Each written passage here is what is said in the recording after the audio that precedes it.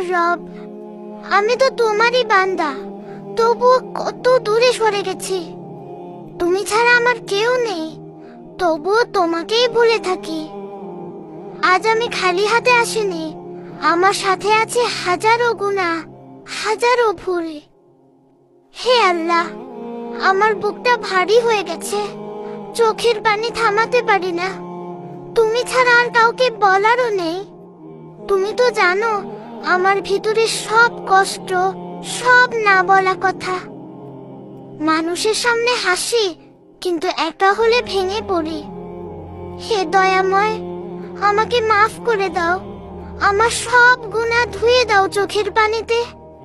আমার অন্তরটা পরিষ্কার করে দাও।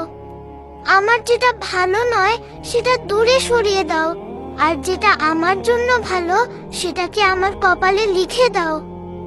হে আল্লাহ, আমাকে এমন বানিয়ে দাও যাতে তুমি আমার উপর খুশি থাকো।